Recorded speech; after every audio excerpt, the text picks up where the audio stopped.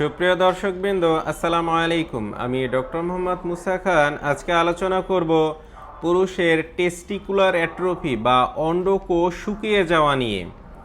অনেক পুরুষেরই কমপ্লেন থাকে যে স্যার, আমার অন্ডকোষ আস্তে আস্তে শুকিয়ে ছোট হয়ে যাচ্ছে, একদম মার্বেলের মতো।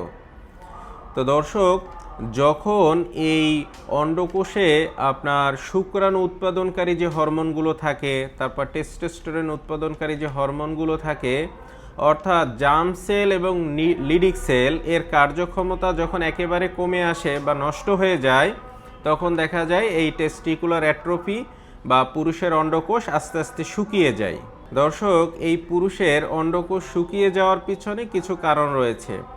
যেমন যাদের বয়স আস্তে আস্তে বৃদ্ধি পায় অথবা বৃদ্ধ বয়সে পরিণত হয়, তো সেক্ষেত্রে দেখা যায় একটা সময়ে এমনিতেই আস্তে আস্তে অন্ডকোষ শুকিয়ে আসে। এটা স্বাভাবিক প্রক্রিয়া। এছাড়াও দেখা যায় অনেকে টেস্টোস্টেরন রিপ্লেসমেন্ট থেরাপি নিয়ে থাকে। তো এই যে টেস্টোস্টেরন রিপ্লেসমেন্ট থেরাপি, এর কারণে আপনার অন্ডকোষ শুকিয়ে আসতে পারে। এছাড়া যাদের শরীরে অতিরিক্ত ইস্ট্রোজেন উৎপাদন হয় অথবা আলাদা ইস্ট্রোজেন হরমোন নিয়ে থাকে, তো সেক্ষেত্রেও আপনার এই টেস্টিকুলার অ্যাট্রফি বা অন্ডকোষ শুকিয়ে আসতে পারে। এছাড়া দেখা যায় কিছু হরমোনাল যদি ইনব্যালেন্স শরীরে দেখা দেয়, হরমোনের তারতম্য দেখা দেয়, সেক্ষেত্রেও আপনার অন্ডকোষ শুকিয়ে আসতে পারে। তারপরে অনেকে দেখা যায় স্টেরয়েড টাইপের যে ওষুধগুলো আছে, অতিরিক্ত হরমোন মিশ্রিত যে ওষুধগুলো বা শরীরে ভায়াগ্রা টাইপের কিছু মেডিসিন, অতিরিক্ত উত্তেজনাকর ওষুধ, এগুলো যদি দীর্ঘদিন আপনি গ্রহণ করে থাকেন, তো সেক্ষেত্রেও আপনার টেস্টিকুলার অ্যাট্রফি বা অন্ডকোষ শুকিয়ে আসতে পারে। এছাড়া যদি আপনার অন্ডকোষে কোনো ইনফেকশন হয়, এপিডিডাইমাইটিসে ইনফেকশন দেখা দেয়, ইনফ্লামেশন হয়, সেক্ষেত্রে আপনার অন্ডকোষ শুকিয়ে আসতে পারে। এছাড়া যদি আপনার পূর্বে যদি কোনো সময় মাপস হয়ে থাকে, বয়সের যে কোনো সময়, হয়তো ছোটোবেলায় হয়েছিল, তো বয়সের একটা পর্যায়ে এসে আপনার এই অন্ডকোষ শুকিয়ে আসতে পারে।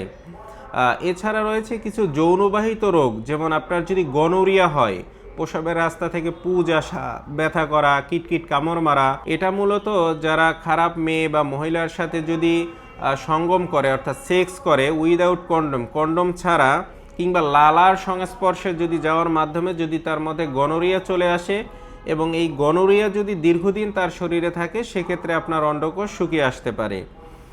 এছাড়া ক্লাইমেডিয়া যদি আপনার শরীরে হয়, সেক্ষেত্রেও হতে পারে। সিফিলিসের সমস্যা থাকলেও হতে পারে। যৌনবাহিত আরও কিছু রোগ আছে যেগুলো এই অন্ডকোষ আক্রান্ত করে। তো অন্ডকোষ যদি আপনার দীর্ঘদিন ক্ষতিগ্রস্ত থাকে, একটা পর্যায়ে আপনার অন্ডকোষ শুকিয়ে আসতে পারে। এছাড়া অন্ডকোষে যদি আপনার অর্কাইটিস হয়, সেক্ষেত্রেও আপনার অন্ডকোষ শুকিয়ে আসতে পারে। তারপরে ভেরিকোসিল রয়েছে, যেমন অন্ডকোষের যে রগগুলো থাকে, এগুলো স্ফীতিজনিত সমস্যা। অন্ডকোষের যে শিরাগুলো থাকে, এই শিরাগুলো যদি আপনার ফুলে ওঠে এবং একটা পর্যায়ে শিরাগুলো যদি অকার্যকর হয়ে যায়, আপনার স্পারমেটিক কর, বীর্যবাহী নালী, তারপরে রক্ত চলাচলকারী যে নালীগুলো আছে, এগুলো যদি পুরোপুরি ব্লকেজ বন্ধ হয়ে যায়, একটা পর্যায়ে আপনার অন্ডকোষ শুকিয়ে আসতে পারে। এছাড়া যদি টেস্টিকুলার টর্শন, অন্ডকোষের যে রক্ত চলাচলকারী যে নালীগুলো আছে, এটা যদি একদম ব্লকেজ হয়, এটা একটা মারাত্মক অবস্থা, তীব্র ব্যথা সৃষ্টি করতে পারে এবং পরবর্তীতে এ থেকেও আপনার অন্ডকোষ শুকিয়ে আসতে পারে। এছাড়া যদি আপনার আঘাতের ইতিহাস থাকে বা প্রচণ্ড আপনি আঘাত পেয়েছিলেন, পরবর্তীতে আঘাতের কারণে আপনার রক্ত চলাচলকারী যে নার্ভগুলো আছে, এগুলো আস্তে আস্তে রক্ত চলাচল কমিয়ে দেয় এবং বয়সের একটা পর্যায়ে এসে আপনার অন্ডকোষ শুকিয়ে আসতে পারে।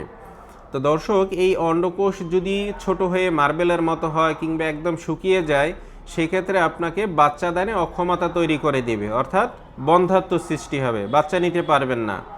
সেই সাথে আপনার সেক্সুয়াল সমস্যাও দেখা দিতে পারে। দেখা যাবে আস্তে আস্তে আপনার যৌন সমস্যা দেখা দিচ্ছে, আগের মতো ইরেকশন হচ্ছে না, শক্ত হচ্ছে না, তারপর আপনি আগের মতো টাইম পাচ্ছেন না, দ্রুত বীর্যপাত হবে, সেক্সের আগ্রহ আস্তে আস্তে হারিয়ে ফেলবেন, ঠিক আছে, এরকম সমস্যা। এবং আপনার লিঙ্গ অনেক সময় কুঁচকিয়ে আসে হরমোন ইনব্যালেন্সের কারণে। এরকম নানাবিধ সমস্যা আপনার দাম্পত্য জীবনে দেখা দেবে।